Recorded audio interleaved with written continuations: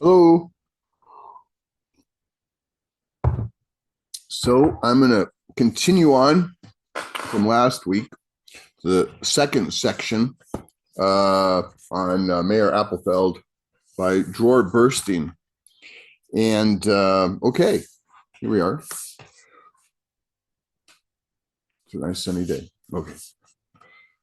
Oh, I suppose I should change. Oh, my glasses so I can see better. Hang on, sorry about that.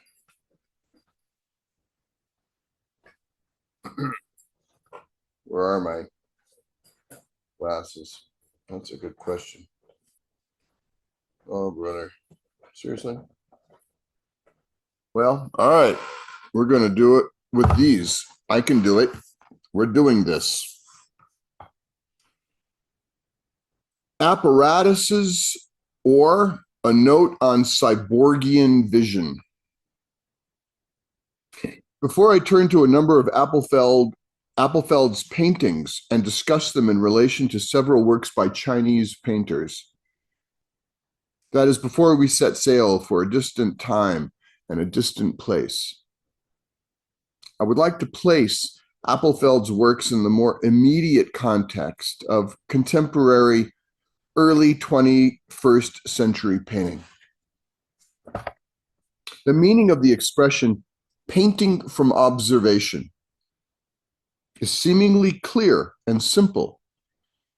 The eye observes something and the hand paints it. Yet this process of observation may be mediated in ways that are not immediately visible to the eye. One man may examine another based on some pre-existing prejudice, so that his gaze is inevitably tainted. The same goes for painting. One interesting phenomenon in the context of contemporary painting is the impact of various visual apparatuses on painting. Without engaging in a detailed discussion, I would like to note that contemporary painting often involves the internalization of a mechanical gaze into the modes of observation practiced by many artists.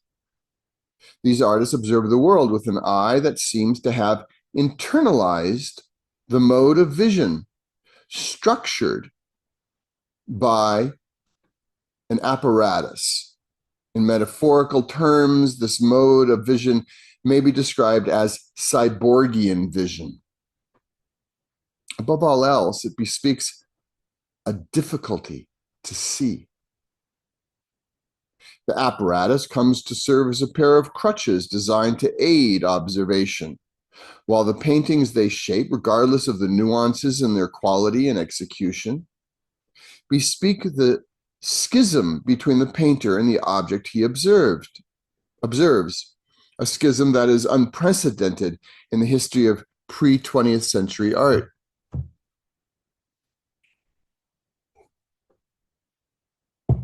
At present, we may thus identify painters who have internal.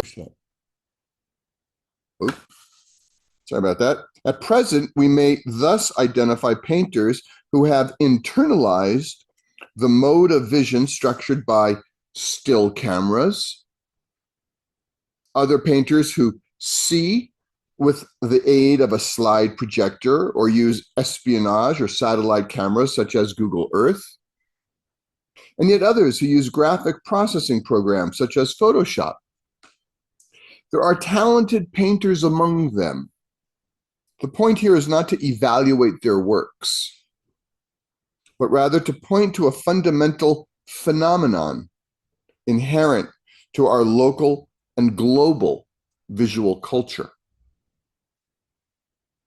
Right, so we've got all these painters who are using all kinds of mechanical aids in their seeing. It's not just looking with their eyes, right? In another framework, it would be possible to present numerous examples of this phenomenon and to analyze the process of genetic engineering to which it is subjecting painting. In this essay, however, I will simply attempt to point to its total absence in Appelfeld's painting and to explore the spiritual source of this absence. Appelfeld's mode of observation has nothing to learn from mechanical apparatuses. It is not, of course, an innocent mode of observation, yet its mediated dimension lies in the process of painting itself, which builds on the tradition of European painting and on the preparatory sketches created by the artist himself. In other words, I am not describing Appelfeld's gaze as an innocent or direct means of observing the world, in contrast to the mediated gaze of other painters. Rather, I am speaking of two different kinds of mediation: a mechanical process versus one that is undertaken in the mediums of painting and drawing. This distinction seemingly appears to be a question of technique.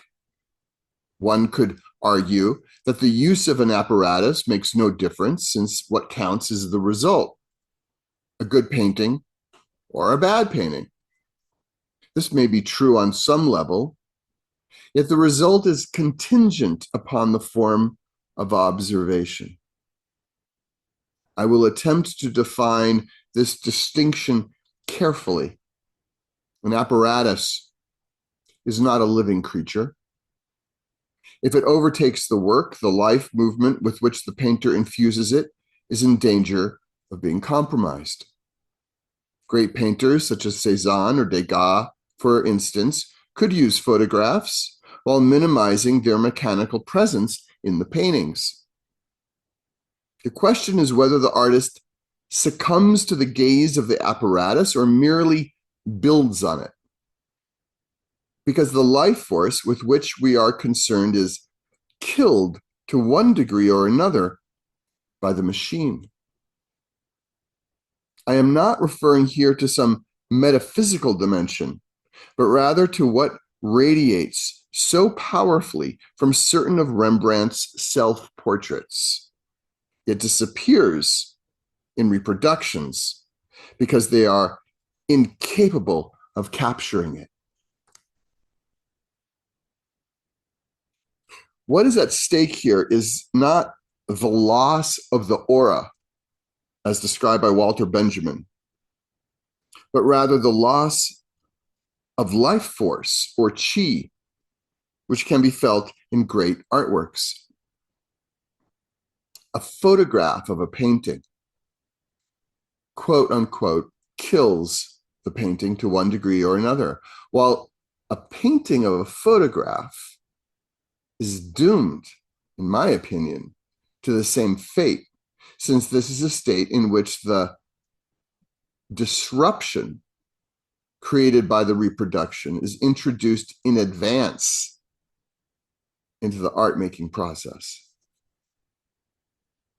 Technical aids and various visual apparatuses already existed in the 17th century and even earlier. Some believe that Vermeer and Holbein, among others, made use of a camera obscura and a camera lucida. Still, the use of such basic apparatuses cannot be compared to the use of modern technology. To begin with, the modern camera fixes the image in a manner that was not possible with older apparatuses. Secondly, its cultural presence is far more pervasive and invasive than it was 300 or 500 years ago. Today, what is at stake is not simply the painter's reliance on a mechanical optical apparatus, but the internalization of this mechanical optical mode of vision into the process of viewing, and its transformation into a painterly ideal. This process is also related to the saturation of photographic images that began in the first decades of the 20th century and become widespread during its second half. When the use of an apparatus is examined, then, the question that must be asked is whether it overtakes the artwork or merely serves as a supporting tool. The difference, moreover, is not always clear. The mechanical impact on vision and the adherence to it is one aspect of contemporary painting.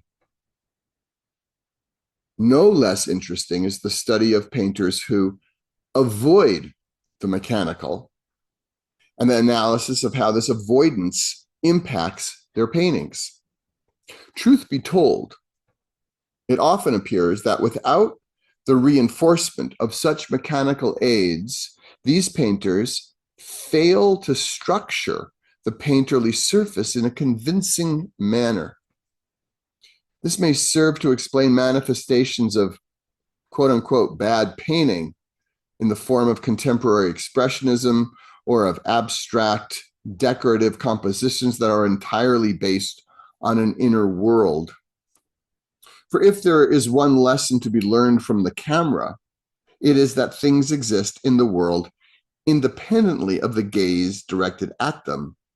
In other words, many contemporary painters of photographic paintings focus on the object, while many other painters of abstract images focus on the subject or on the object's inner essence, so that the object is not viewed as an independent entity, but merely as an aspect of their subjective experience.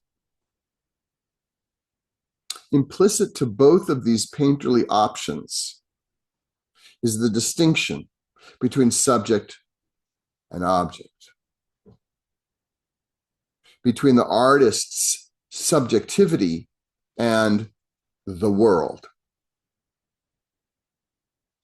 Appelfeld's uniqueness may be understood precisely in the context of his refusal to engage in such a distinction, a refusal that amounts to a form of fusion in each and every painting between self and world.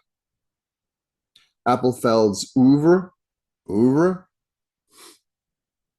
exists in the space between these two options and contains them both.